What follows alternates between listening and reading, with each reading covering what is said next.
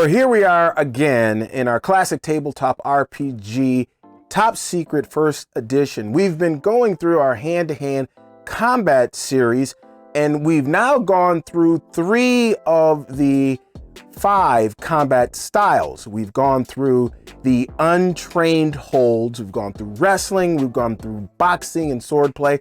Now we're getting ready to get into a little bit of judo, so we're getting a little bit more advanced until we get to the upper echelon in next week's video. First, I want to say thanks all you guys who are coming back to the channel. Returnees, hit subscribe button, notification bell. Right now, if you keep returning, might as well become part of the family. Become part of the LEET Squad. And for those of you who are new to the channel, don't know what's up, let me tell you a little something.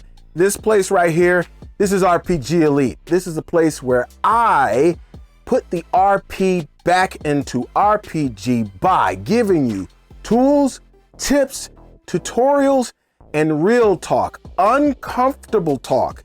I go to places where most people fear to tread when it comes to talking about tabletop RPGs. I go to places that people don't even think about. I've had that said to me like a lot. Well, the reason I do that is not to be controversial or provocative, anything like that. It is so that you can have a more immersive and enjoyable, deep, enriching, substantive tabletop RPG experience every time you sit at the table. So today we're gonna get straight into it. Nothing special, except the product highlight, of course, because the brother's gotta pay the bills. And then after that, we'll get straight into our video. So let's do it. Top Secret, First Edition, Combat, hand-to-hand, actually judo style. And then I'm gonna see you on the other side with the question of the vid. Let's roll them. Hey everyone, our product highlight today is the Master's Tome GM screen from Stratagem. You can organize your campaign with this fully agnostic, customizable GM screen. It's compatible with any tabletop role-playing game and is a GM essential. It will give you 8 convenient pockets to use. It fits 8.5 by 11 paper, so you can go to any copy store, print your notes, your tables, your lore, your art, and you can just slide them right in. The notes and tables is going to be for you as the GM, and that will go on the inside, while the other stuff like your art or your lore or anything else, miscellaneous stuff, your players can see because it also has 4 more on the outside. Now, it automatically comes with these little art pieces here with the little gem looking thing right there that comes with it. But another thing that you can do with this GM screen is you can take notes directly on the vinyl if you need to. It has templates that it automatically comes with. You simply wipe it away. Comes with a marker, comes with an eraser that's on that marker. The thing you got to be careful of is just make sure you don't leave that stuff on overnight or leave it on until the next session, God forbid, because it'll be a little hard getting that stuff off. So just make sure you just wipe it off when you don't need it anymore, and preferably before your session ends. Now it stands 11.5 inches tall. It's over 3 feet wide, and then it folds down to just 1/2 inch thick. So it is very, very portable, very sturdy. Also, it's made of some really sturdy cardboard. So you can travel with this thing just about anywhere. So what you have to do if you are in the market for one of these, go ahead. I have a link in the description below, my little affiliate link, y'all. Click on that down below and you can go and grab yours over on Amazon right now. You'll thank me later. So here we are with Sarasota and Bad Agent number 2 once again. This time we're gonna do a little bit of judo combat, and this can spill over into other styles of combat depending on how this example goes. But first, let's just do some real quick basic stuff. So I'm gonna pull her up and I'm gonna pull him up as well. And we're going to look at their surprise. Now, since neither one of them are going to be surprised, they see one another. Initiative is then determined by who has the higher surprise. So as you can see here, his surprise is 73. And as you can see here, her surprise is 128. So she is going to get the advantage in the first phase. And since we're doing a little bit of judo, let's pull up the judo throws, holds, and locks table. Got quite a bit on this table here. Now, when it comes to judo throws combat, you do not need to score a takedown, which is different from the judo holds and locks combat table. So if you guys remember here, the table to initiate wrestling combat, this one is it, and you got to score a takedown in order to use the wrestling hold down and the wrestling hold downs and throws and the judo holds and locks combat table. So if she wants to go into this territory down here, she's going to need to score a takedown on the takedown table first. We've also got a couple other things to consider. Good things for Sarah. The injuries modifiers table. She's going to be doing judo. And first, if you remember from the other videos, she has strong in terms of her fitness rating. So she gets a +1 to damage. But in addition to that, if a defensive fighter uses a defensive maneuver on a combat chart beyond his or her allowable combat knowledge, then the attacker is going to get a +3 to damage. And this is the situation that we have here. Now, if you remember, you might not, so let me go ahead and pull this up. I'm scrolled down here. Remember, he has a military science of 55 and a physical education of 65.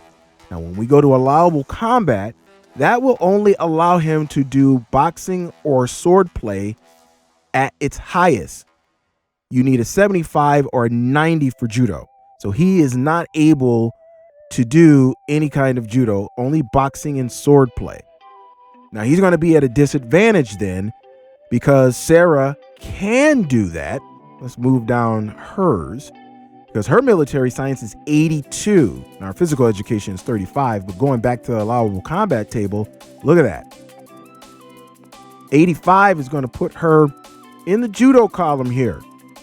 She's nowhere near on the physical education, but she is high enough on the judo column. So she's going to employ a little bit of judo on this bad agent. And because she can do that, she'll get a +4 and not rolling on any damage table. She's automatically going to get a +4. That's always nice. So let's go back here. We're going to do phase number 1. So in phase number 1, since she doesn't need to score a takedown to do judo throws, let's go ahead and do a shoulder throw followed by a lock. And she's going to roll on the W column if she does damage.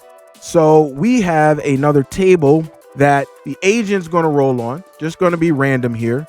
And I'm going to reset this because I was messing around with it earlier. So let's see what he scores. And remember, you get 2 to choose.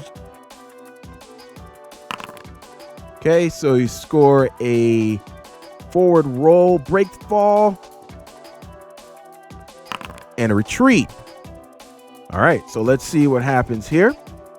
I'm going to pull this over to the middle. A forward roll break fall means it's an A +3. Ooh, that's 7 points of damage out the box. 7 points of damage out the box. Oh, that's pretty high. We're going to choose the retreat. The retreat is going to be on the same damage column though. So it's going to be on W. So if we go to the W and we go to the damage, it's light damage, but at minimum, she's going to do 5 points of damage. At minimum. But it just depends on what she rolls exactly. So let's see what she rolls. She rolled an 86. Oh, man. So she does 4 points of damage plus another 4 points of damage because remember, she's doing a +3 for the damage because he doesn't know anything about judo and a +1 for her fitness. So she does 8 points of damage. Junior, say ow. Oh boy has 3 points left. Oh, she's coming out swinging, y'all. She ain't messing around on this one. Nah, me.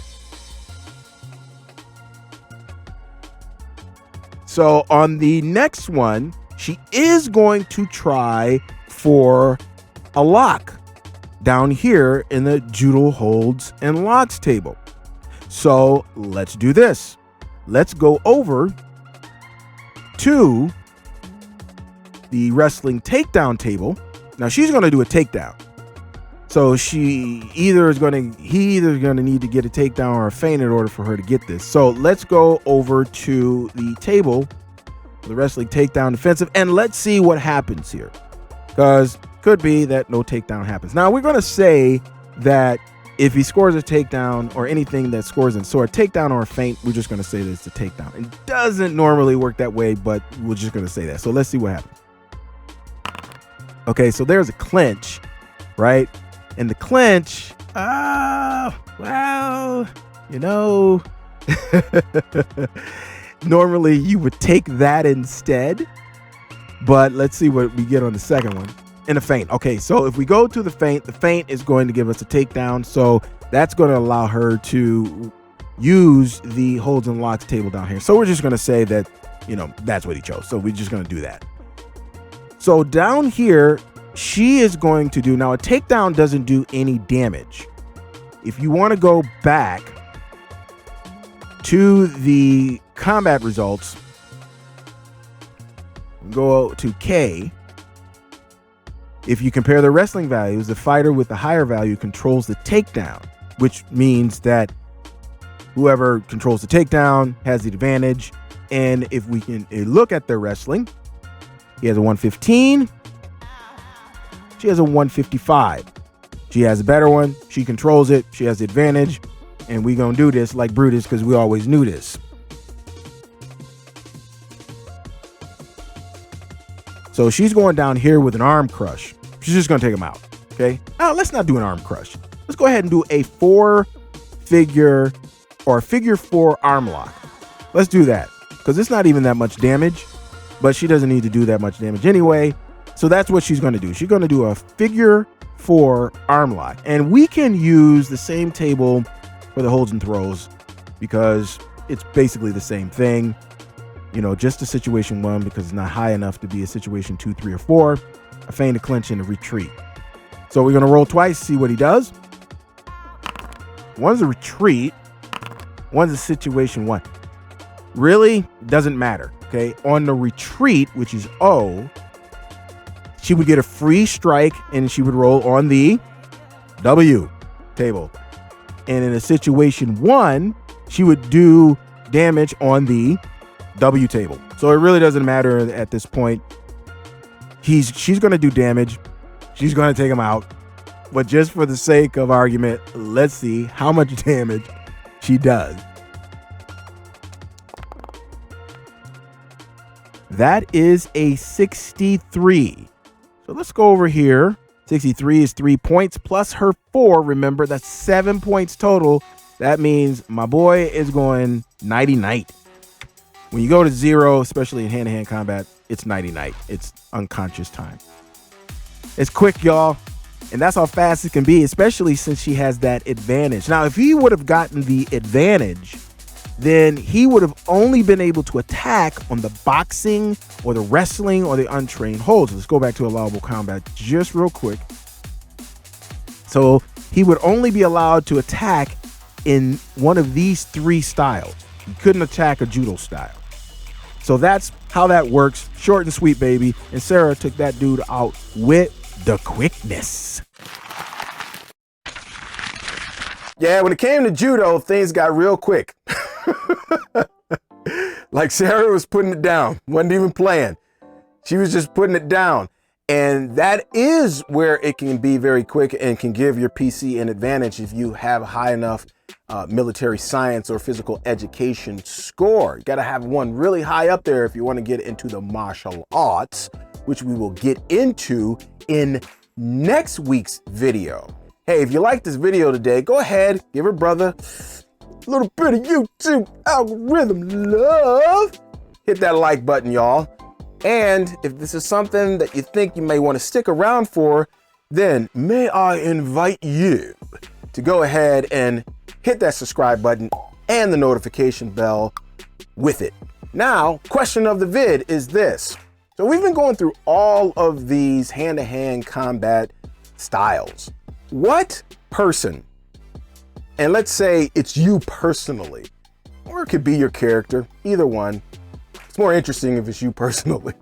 But let's say there's one character that you simply would not want to throw down with in a hand-to-hand skirmish.